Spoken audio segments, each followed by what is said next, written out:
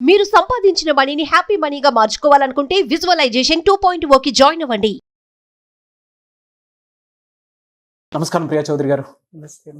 అత్తవారింట్లో వేరే కాపురం పెడదాము అనుకునేటువంటి ఆడపిల్లకి భర్త సరిగా సపోర్ట్ చేయక పుట్టింటికి వెళ్ళిపోతారు. పుట్టింటికి వెళ్ళిపోయినప్పుడు ఒక తల్లిగా ఫ్యామిలీని అంటే ఏ విధంగా ఉండాలి, ఏం చేయాలి అనేటువంటి విషయాన్ని మైండ్లో పెట్టుకొని చక్కదిద్ది పెట్టాల్సినటువంటి అవసరం చాలా ఉంటుంది. సో అటువంటి సమయంలో ఒక తల్లి కూతురికి ఏం చెప్పాల్సి ఉంటుందంటారు? వేరే కాపురం పెట్టుకోమని చెప్పాలి. అదేంటండి? మరి అయ్యే కదా ఇవాళ రేపు జరుగుతున్నాయి. మరి ఫ్యామిలీ వ్యవస్థ అత్తగారింట్లో పడలేదు అనగానే ఎమ్మటే ఏం జరుగుతుందండి? వేరే కాపురం పెట్టేయాలి. వేరే కాపురం పెట్టేసే చర్చలు ఎప్పుడు జరుగుతాయి? ఎవరైనా అదే మాట్లాడతారు. ఫస్ట్ చక్కదిద్దడానికి ప్రయత్నిస్తారు. నో జరగలేదబ్బా అని అనుకోలేదు. లేదు అమ్మో అత్తగారికి ఏం చెబుతాం, అమ్మో ఆ కుటుంబానికి ఏం చెబుతాం, అమ్మో వాళ్ళతో ఏం పడతామనో, లేకపోతే ఎందుకు వచ్చిందిలే అబ్బా ఈ గోల అనుకున్నప్పుడు, లేకపోతే మొగుడు 4 బెదిరించో, లేకపోతే మంచోడు మొగుడు అనుకోండి, లేదండి మా ఆవిడ్ని వేరే కాపురం పెట్టుకుంటామండి, మా అమ్మతోటి కాదండి, మా చెల్లితోటి కాదండి, అక్కతోటి కాదండి, లేకపోతే మా నాన్నతోటి కాదండి, మేము పెట్టుకుంటామండి అనుకుంటే వేరే కాపురం పెట్టేసేసుకునే కుటుంబాలు చాలా ఉన్నాయి. అంతే. కానీ ఫ్యామిలీ వ్యవస్థ బాగుండాలి కదా. బాగుందబ్బా, నా కూతురు బాగుంటే చాలు, ఫ్యామిలీ వ్యవస్థ నాకేంటి. కానీ కూడా ఒక ఫ్యామిలీ ఉంది కదా. కానీ ఒక లైవ్ క్యారెక్టర్ స్టోరీ, నిన్నగాక మొన్న జరిగిన స్టోరీ చెప్తాను నేను మీకు. నాకు తెలిసి నేను ఆ పెళ్ళికి వెళ్ళి అక్షింతలేసి వచ్చిన పెళ్లి కథ. ఒక కుటుంబం ఉంది, ఆ కుటుంబం చాలా కష్టపడేటటువంటి కుటుంబం. ఆ కుటుంబంలో ఉన్నటువంటి ఇల్లాలు అసలు విపరీతంగా ఎంత సమర్థవంతంగా అంటే, భర్త ఆ కుటుంబానికి సహకరించిన తాను కూడా భర్తతో పాటు కష్టపడుకుంటూ, ఎట్లా అంటే మార్నింగ్ ఇంటి పనులన్నీ చక్కబెట్టుకొని, ఇంటినంతా శుభ్రం చేసుకొని, ఇంటి పనులు చేసుకొని, వంట చేసుకొని చక్కగా తను రెడీ అయ్యి ఇమ్మీడియట్గా తన పనిలో తను దిగిపోతుంది. తను చేసే పని ఏంటంటే ఐరన్ చేయటం. ఓకే. అలా కష్టపడుతూ సొంత ఇంటిని 3 స్టోర్ల బిల్డింగ్ని ఆవిడ సంపాదించింది. 3 ఆడపిల్లలకి పెళ్ళిళ్ళు చేసేటటువంటి స్థాయిని కూడా ఆవిడ సంపాదించింది. ఆ క్రమంలో రీసెంట్గా 1 మంత్ బ్యాక్ మ్యారేజ్ జరిగింది. నేను కూడా వెళ్ళాను ఆ పెళ్ళికి, నేను కూడా ఆశీర్వదించి వచ్చా. కట్ చేస్తే నాకు 2 రోజుల కిందట జరిగిన విషయము నాకు ఎంత గర్వంగా అనిపించిందంటే, ఒక మహిళగా, ఒక తల్లిగా కూడా నేను ఒక పాఠం నేర్చుకున్నానేమో అనిపించింది ఆవిడని చూస్తే. జరిగిన స్టోరీ ఏంటి అని అంటే, పాపం ఆ పిల్ల ఇచ్చి చేసినటువంటి పిల్లవాడికి గవర్నమెంట్ ఉద్యోగం, కానీ జీతం తక్కువ. బట్ ఈవిడ ఏంటి సెక్యూరిటీ అక్కడ చూసింది అని అంటే, అవతల మగపల్లి వాళ్ళు ఒక కుటుంబం ఉంది, ఆ కుటుంబం కష్టపడేటటువంటి కుటుంబము, తర్వాత సొంత ఇల్లు ఒకటి ఉంది, ఈ పిల్లవాడికి గవర్నమెంట్ ఉద్యోగం ఉంది, కాకపోతే జీతం కొంచెం తక్కువైనా భవిష్యత్తులో కాస్త కొంచెం నిలదొక్కుంటారు, కొంచెం బాగుంటుంది కదా అని చెప్పేసి అని ఆవిడ పాపం ఉన్న స్థితిలో ఉన్నతంగానే మ్యారేజ్ చేసి పంపించింది. ఓకే. పంపించిన తర్వాత ఆవిడ అమ్మాయి కాపురానికి వెళ్ళి 15 రోజులు 20 రోజులు కూడా అవ్వలేదండి బాబు, 15 రోజులు అయిందేమో. వెళ్ళిన తర్వాత మరుసటి రోజు నుంచి బాధ్యత స్టార్ట్ అయిపోయినాయి వాళ్ళకి. చొక్కాలు చూపించినారు. ఎవరో ఆ ఇంట్లో ఉన్న అత్తగారు, ఆడపడుచు. ఏం చొక్కాలు చూపించినారంటే వేరే కాపురం పెట్టే సిచ్యుయేషన్స్ మరీ ఘోరంగా ఉన్నాయి. ఎట్లా అంటే, వాళ్ళు వెళ్ళి మార్నింగ్ లేవగానే ఈ పిల్ల ఇంటి పని మొత్తం చేయాలి. కొత్త పెళ్లి కూతురు అయినా సరే పని మొత్తం చేయాలి. సరే వాళ్ళమ్మ కూతురికి ఏమి నేర్పింది? అది నీ ఇల్లు, నీ పని నువ్వు చేసుకోవాలి, వాళ్ళు చేయలేదు వీళ్ళు చేయలేదు అనేది వంతులు పెట్టుకోవద్దు, నీ పని నువ్వు చేసుకో అని చెప్పేసి స్ట్రిక్ట్గా ఆవిడకి చెప్పి పంపించింది. చేస్తుంది, ఎవ్రీథింగ్ షీఈస్ డూయింగ్. అక్కడ కండిషన్స్ ఏంటి అని అంటే, మార్నింగ్ అంతా వాళ్ళు కూడా సేమ్ అదే పనికి ఐరన్ చేయడానికి వెళ్ళిపోతారు. ఇంకా వేరే వేరే పనులు ఉంటాయి కదా, వెళ్తూ వాళ్ళు క్యారియర్ బాక్స్ కట్టేసుకుని వెళ్ళిపోతారు. ఆ బాక్స్ కట్టుకోవడంలో ఆ పిల్లకి ఇంతే అన్నము ఇంతే కూర మిగిల్చి వెళ్ళిపోతారు. అది సరిపోదు. ఇంట్లో ఈవిడికి ఏంటి అని అంటే, వాళ్ళ ఆడపడుచు అనేది ఇంట్లో ఉంటుందన్నమాట. వాళ్ళ ఆడపడుచు అందరూ భోజనం చేసిన తర్వాత ఈ అమ్మాయి భోజనం చేయాలి. ఇక్కడ కండిషన్స్ అప్లై. ఎటువంటి కండిషన్స్ అండి? ఇదే, అందరూ భోజనం చేసిన తర్వాత అమ్మాయి భోజనం చేయాలి. అందరూ బ్రేక్ఫాస్ట్లు చేసిన తర్వాత మిగిలింది అమ్మాయి తినాలి. ఇక్కడ లాజిక్ ఏంటి చెప్తాను వినండి. ఇక్కడ అందరూ భోజనం చేసేసరికి అమ్మాయికి అంతో మిగిల్చేసి మిగిలింది తినడం మొదలుపెట్టారు. మళ్ళీ ఎక్కువ వండకూడదు, వాళ్ళు చెప్పిన క్వాంటిటీనే వండాలి, అబ్బా. వాళ్ళు చెప్పిందే చెయ్యాలి. ఆ పిల్లకి ఇంతే మిగిలింది, అరే నాకు సరిపోదు అని గుప్పెడు బియ్యం కడిగి పెట్టుకుందాము, లేకపోతే ఇంకొకటి ఏదైనా కూర చేసుకుందాం అంటే చేసుకుంటానికి వీల్లేదు. ఉన్నదే తినాలి, ఉన్న దాంతో కడుపు నింపుకోవాలి, నిండినా నిండకపోయినా బ్రేవ్ మని తేల్చాలి. అబ్బా. ఇలాంటివన్నీ పెట్టారు. ఇవన్నీ పాపం ఆ పిల్లగాడు చూశాడు, ఈ పిల్ల కూడా చూసింది. అన్నిటికంటే ఘోరమైనటువంటి నీచమైనటువంటి పని ఏంటి అని అంటే, భార్యాభర్తలు ఇద్దరు సంసారం చేస్తూ ఉంటే కిటికీలో నుంచి చూడటం, ఒక కిటికీలో నుంచి అత్తగారు, ఒక కిటికీలో నుంచి ఆడబడుచు. ఇది భరించలేనటువంటి విషయం. బా. కానీ మిగిలినవన్నీ బాగానే ఉన్నాయి, కొన్ని చెప్పుకోగలం, కొన్ని చెప్పుకోలేని విషయాలు ఇట్లాంటివి ఉంటాయి. ఇలాంటివి చాలా కాపురాల్లో ఉన్నాయి. అందుకని ఇవాళ నేను రివీల్ చేయాల్సినటువంటి అవసరం అయితే ఉంది. ఇది ఎంత నీచమైనటువంటి పని చెప్పండి. అత్తగారికి ఏం పోయే కాలం, ఆడబడుచు పెళ్లి కాలేదనుకో, దాని బుద్ధి బురదలోకి లాగింది. తల్లిగా చెప్పాల్సిన అవసరం లేదా? ఈవిడ ఒక కిటికీలో నుంచి ఆవిడ ఒక కిటికీలో నుంచి వీళ్ళ కాపురం ఎట సజావుగా సాగుతుందా లేదా అని పాపం చూస్తున్నట్టున్నారు. ఏమన్నా ఉంటే ఏమన్నా సలహాలు ఇద్దాం అనుకున్నారో ఏం పాడో మరి, పాపం వీళ్ళు అపార్థం చేసుకున్నారు అనుకుంటా వాళ్ళని. అక్కడ కాలింది. ఎవరికి కాలింది? కాలాల్సిన కొడుక్కే కాలింది. ఇమ్మీడియట్గా అతను ఆ పరిస్థితులన్నిటినీ గమనించాడు.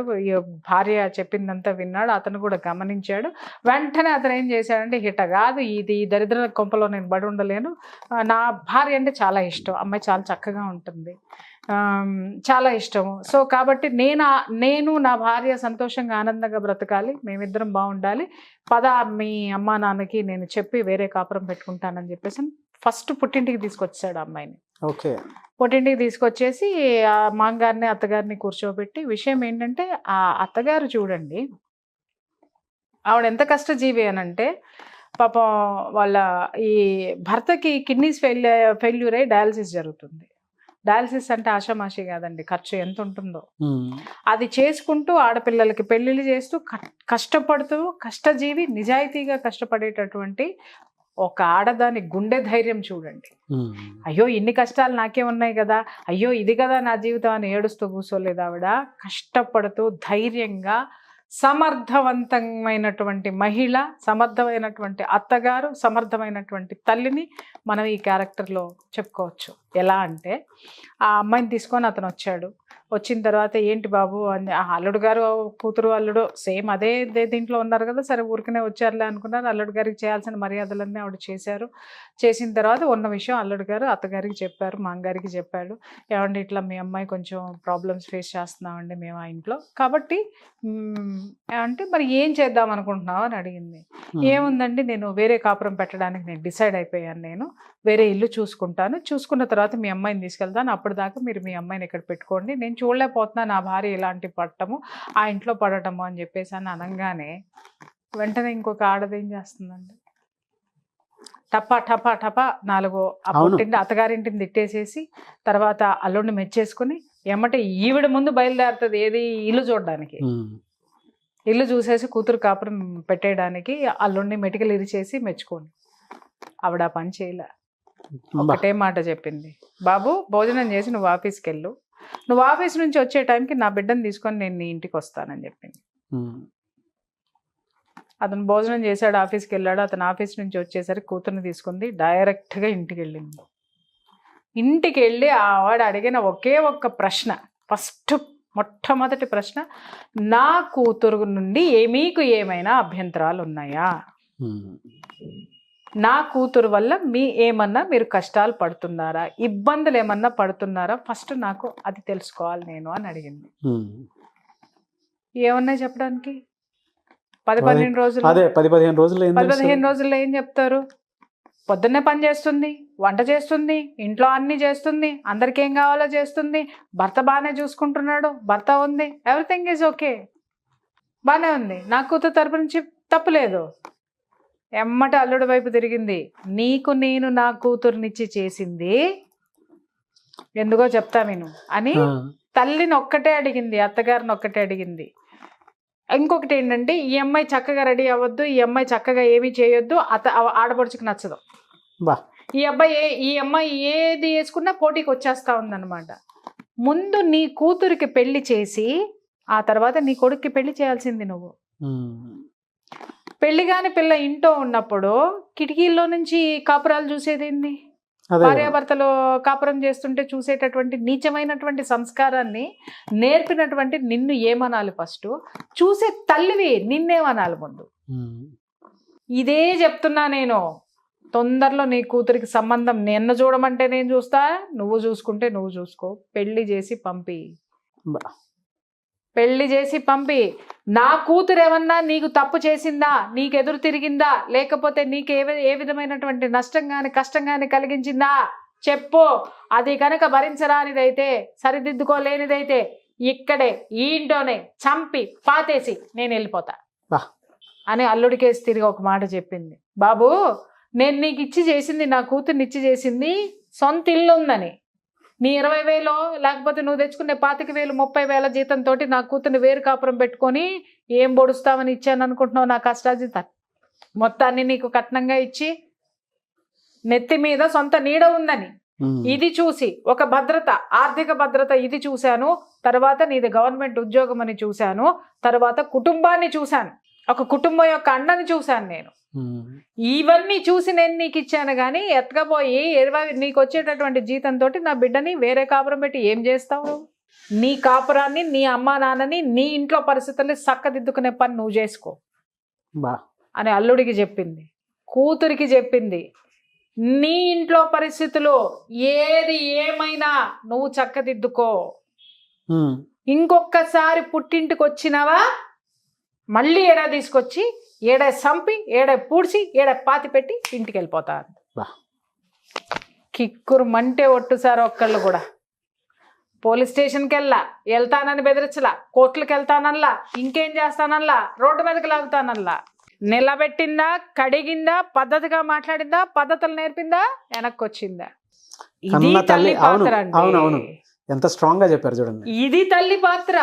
అంతేగాని కూతురు ఏడుస్తుంటే బొలోమని ఆడవడం, లేకపోతే కూతురు అమ్మో నేను ఒక్క నిమిషం కూడా ఉండలేనమ్మా అంటే తీసుకెళ్ళి వేరే కాపురాలు పెట్టించేయటము. వేరే కాపురాలు పెట్టే ఉద్దేశం కూతురికి లేకపోయినా కూతురికి వేరే కాపురాలు పెట్టే ఆలోచనలు కలిగించటం ఉన్నాయి. నో డౌట్ నాగరాజు గారు, కొన్ని కుటుంబాలు అసలు ఎంత చెప్పినా మారనటువంటి కుటుంబాలు ఉన్నాయి. అవును. కానీ మొట్టమొదటి ప్రయత్నం అయితే ఈ తల్లి చేసిందిగా. ఎస్. ఫర్దర్ గా చూద్దాం. వాళ్ళు అసలు మారకపోతే అప్పుడు ఇంకేం ఆవిడ స్టెప్ తీసుకుంటుందో. నేను కూడా ఈగర్లీ వెయిటింగ్. వాళ్ళు బాగుండాలని కోరుకుంటాను. ఒకవేళ ఇన్ కేసు ఏదన్నా జరిగిందంటే ఈవిడ మళ్ళీ ఏం రియాక్ట్ అవుతుందని నేను కూడా వెయిట్ చేస్తున్నా. ప్రతి తల్లి ప్రొటెక్షన్ కూతురు వెనక అలా ఉంటే ఏ ఆడపిల్ల కూడా కన్నీళ్లతో బ్రతకదు సార్. బ్రతకదు. పుట్టింటి ఇంకొకటి, ఆ పిల్లకి బాధ్యతలు నేర్పి పంపించింది. ఇది నీ ఇల్లు, నువ్వు వండుకో, నువ్వు తిను, నీ అత్తమామలకి పనిచేయి, నీ సంతోషంగా ఉండు నీ మొగుడితోటి. మొగుడికి చెప్పింది, నా కూతుర్ని గనక ఏమన్నా చేసినావో కొడుక ఏం తెలుసుకోవాలన్నా తెలుసుకుంటా. కూతురికి చెప్పింది, నీ ఇంట్లో జరిగే వాటిని నువ్వు గొంతెత్తి నువ్వు అబ్జెక్ట్ చేసి నిన్ను నువ్వు కాపాడుకొని నీ హక్కు ఏంటో ఇక్కడ నువ్వు సాధించుకోకపోతే బాధ్యతలతో పాటు హక్కులు ఉంటాయి. హక్కులు మాత్రమే తీసుకునే వాళ్ళకి బాధ్యతలు కూడా ఉంటాయి. ఇది గుర్తుపెట్టుకోవాలి మనం ఈ స్టోరీలో. హక్కులు నేర్పింది కూతురికి, బాధ్యతలు నేర్పింది. ముందు బాధ్యత నేర్పి పంపింది. ఆ బాధ్యతల వలయంలో కొట్టుమిట్టాడుతుంటే పిచ్చ మొఖం దాన, నీకు హక్కు ఉంది ఇక్కడ, నువ్వు కోడలు ఇక్కడ, నీది ఇది, నువ్వు యజమానురాలివి, ఇంటికి పని మంచివి కాదు అని తన హక్కులేంటో కూడా చెప్పి వచ్చినటువంటి బాధ్యతాయుతమైనటువంటి తల్లి స్టోరీ. నిజంగా ప్రతి తల్లి కూడా ఈ విధంగా స్ట్రాంగ్ గా ఉండాలి సార్. ఎందుకంటారేమో ఆవిడ తన జీవితంలో నేర్చుకున్నటువంటి పాఠంతో తన ఒక ఉపాధ్యాయురాలయ్యింది కూతురికి. అలాగే తన జీవితానికి తన ఒక మాస్టర్ అయ్యింది. చూడండి, భర్తగా సహకరించినా సహకరించకపోయినా తను 24 గంటల కష్టజీవి. ఆ కష్టంతో నేను మాత్రమే బ్రతుకుండాలి అని అనుకోలా. సమాజంలో ఎలా బ్రతకాలో, సమాజంలో బిడ్డలకి కూతుళ్ళకి ఏమి నేర్పాలో, ఆడపిల్లకి ఎంత ధైర్యం నేర్పాలో, ఒక ఇంటికి పంపించిన ఆడపిల్లకి ఏ బాధ్యత నేర్పాలో, ఆడపిల్లకు ఉండవలసిన హక్కులేంటో, అలాగే అత్తింటి వాళ్ళకి ఈ ఆడపిల్లల తరపున వాళ్ళ పట్ల ఉండాల్సినటువంటి గౌరవం ఏంటో కూడా నేర్పొచ్చింది ఆవిడ. గుర్తు చేసి వచ్చింది ఆవిడ. అది సార్ జీవితం అంటే. ఆవిడేం చదువుకుందండి? ఐరన్ చేసుకుంటుంది, శుభ్రంగా ఐరన్ చేసి వచ్చింది అక్కడ జనాలను కూడా. మనం చేసే పని మనకొక గురువు సార్. అవును. మనకి అది మన జీవితం మనకి బోళ్ళని పాఠాలు నేర్పిస్తుంది. ఆ పాఠాలని మనం వల్లె వేసుకుంటూ ఉండాలి, ఎదుటివాడికి నేర్పిస్తూ ఉండాలి. సుమన్ టీవీలో మీ పర్సనల్ అండ్ బిజినెస్ ప్రమోషన్స్ కోసం కింది నెంబర్కి కాంటాక్ట్ చేయండి.